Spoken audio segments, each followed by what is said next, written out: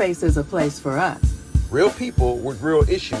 Discussing real topics. Black space. A safe space for our community.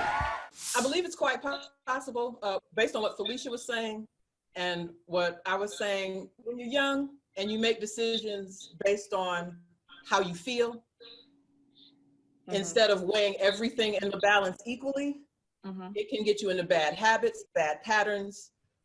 You can end up dating the same guy over and over again and not ever understand it, or the same woman. This goes both ways, not realizing that you're inviting or allowing toxicity in because a certain personality type brings character flaws with it. And you may like some things about it, like girls who like bad boys, women who like thugs.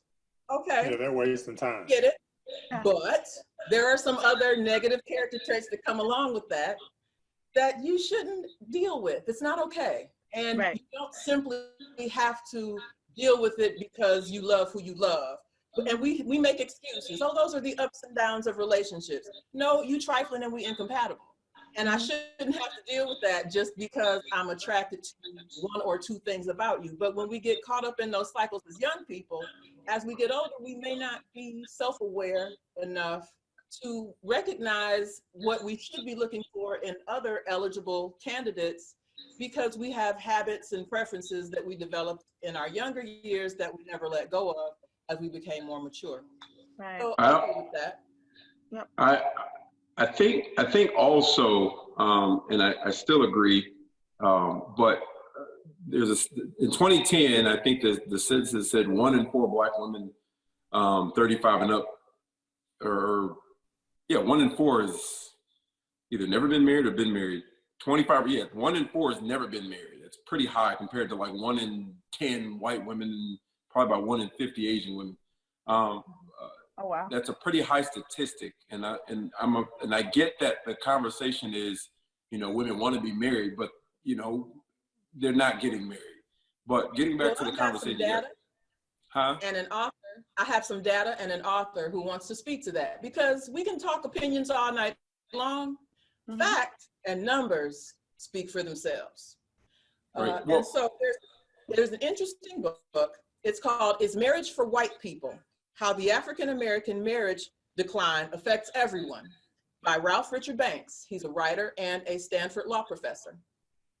Now he concludes, this is the Google overview, he concludes that single is the new Black, which poses problems for the African-American community. However, what Ralph Banks did, he scoured all the available data on marriage and relationships, specifically as it relates to Blacks and whites comparatively, analyzed it, and then came to some conclusions and offers advice for Black women who absolutely do want to be married, because the reasons why we're not getting married are not what you think.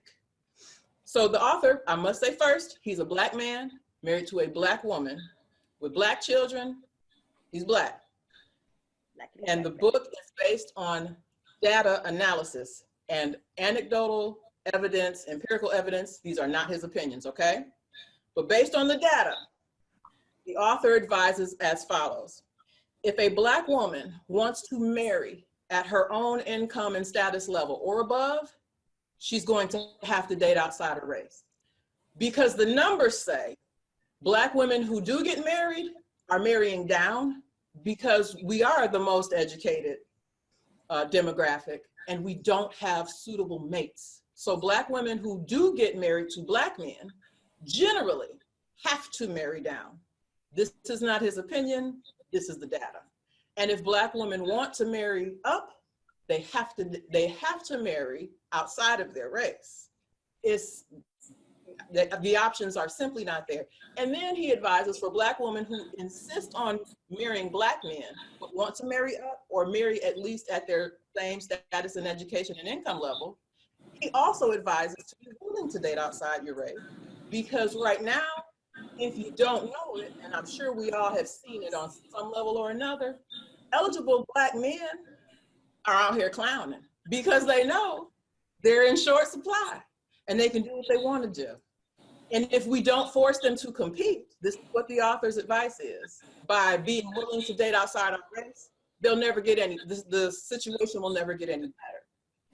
Furthermore, for all of y'all black men don't cheat, because I'm tired, the data says white men tend to be serial monogamists, where black men are more likely to date in concurrent relationships. So the numbers say black men cheat, black men like to be players, and black women can't find anyone to marry. So they have to marry outside their race or marry down. How do you feel about those numbers, Penny and Anthony? Well, a couple of things. Number one, I'm curious to know, and I was going to allude to this point a moment ago. I said this because women are earning more, they're wanting to be married less. I made that point before, and that's not specifically the black women, that's just women in general, because there's no need, there's the financial need. We don't want to get married for the reasons that men think they want to get married. We don't need to marry, but that doesn't mean we don't want to be married. We just don't need to be married for security or what we used to. Women used to have to get married to have a better life, to have someone to provide for them. We don't have to do it, but that doesn't mean we don't want to be married. But if the conversation is, I can't find someone, if it's not revolved around finances, because the conversation, even the statement marrying up or having to marry now revolves around finances. You could certainly marry someone. And education and social status. It's not just the money. What is social status, education and finance? But that centers around finances though. Not entirely. It also includes education level, and it also includes social status. So you mean you're talking education as far as the level of degree that they have, or where they've progressed through in their career or trade? Because you can be highly educated in your trade that might be equal to economically as it would somebody that has a master's degree. Apparently this is across the board. However you define it, when black women want to marry at what they feel is the same level they are on or higher, whether that be educationally, socially, or economically, we are forced to date outside our race, marry outside our race, or marry down. Now, this is about income, social status, and education. Obviously not the worth of the human being, but social status is important. Marriage is supposed to be a vehicle of upward mobility. If I'm marrying you and we're joining forces and we're joining our incomes and we're joining our intellect, it should result in higher earnings and greater social status or greater community impact, not less. So that's what the book is referring to. From an income standpoint, I agree. From an income standpoint, I agree.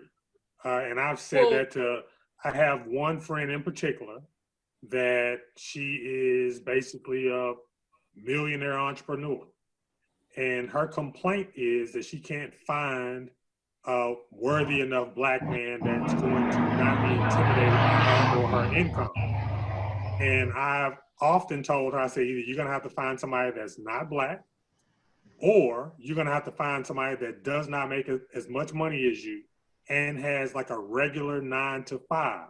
Because the attention that you... for all of us, not just the millionaires. Like that's true for all black professional women, all black entrepreneurs who are making a certain amount of money, not just a 6-figure or 7-figure status.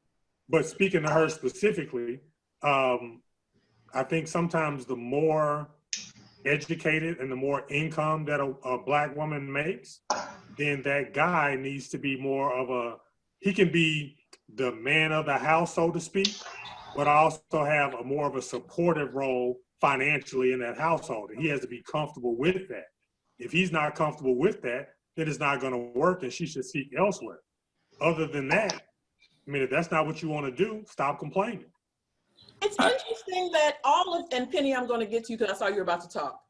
It's interesting, though, that both of you, when you're discussing this, you're discussing what men want and what men think, and not necessarily what black women want or think. Like, if I'm the one who earns more, if I'm the one with more education, why are you talking about what you're comfortable with? Like, yes, clearly you'd have to be comfortable with it, but what about what we're comfortable with? I'm not a black woman, so how would I know? Communication? Communication.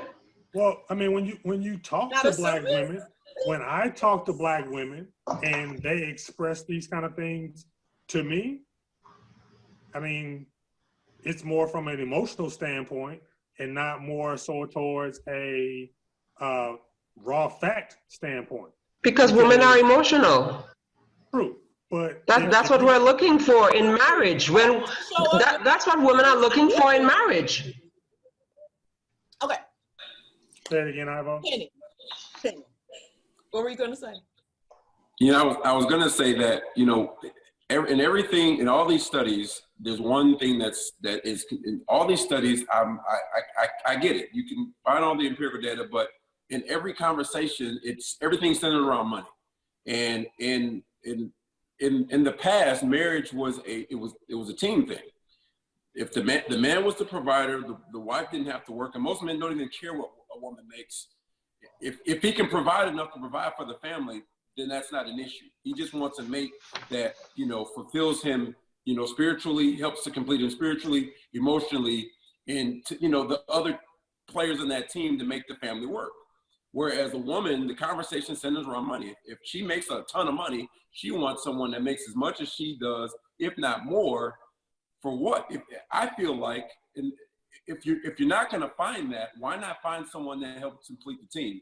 If you earn enough, right? If you're earning enough, why not just find someone that is a good dad and a great homemaker, or that, you know, that fills in the other blanks that you don't necessarily fill in as that team person. If it's the content of his character, money, right? You said what? The content of his character, right? Right. I feel like. Well, how about this? Why can't Black men just focus on earning more money? And it's not all about money. But marriage is supposed to be a vehicle of upward mobility, not just a love thing. When we're talking about marriage outside of the spiritual and religious aspects of it, because we all have different beliefs, on a societal level, marriage is supposed to increase your status in a society because of what marriage does. Black marriages, in particular, are the only ones, apparently, that kind of work this way, where the upward mobility is something we're told by Black men we shouldn't expect. When everyone else, no one has never heard a Black man say that. Their status goes up. When white women marry, their status, their income, it generally goes up, because that's part of the point. Why am I going to be bothered with you if you're not bringing my lifestyle up? If I have to bring my lifestyle down to meet you down, that's not. How is that? How is that bringing it down? If the American household median income is what, 56 grand a year, right? And you're already making 150 grand a year. I mean, you're trying to go from 100,000 to $500,000. Then it becomes. Yes. But it becomes centered around money. It's not centered around money. It's the idea. But it is. That culturally, other races and other cultures expect that for marriage to end up becoming profitable. And in the Black community, marriage is often a burden, financially, emotionally. How is it a financial burden?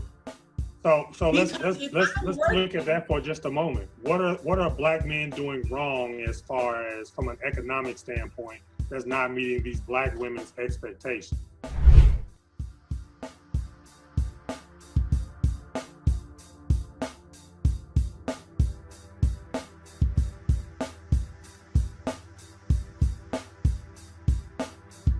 Black Space, a safe space for our community.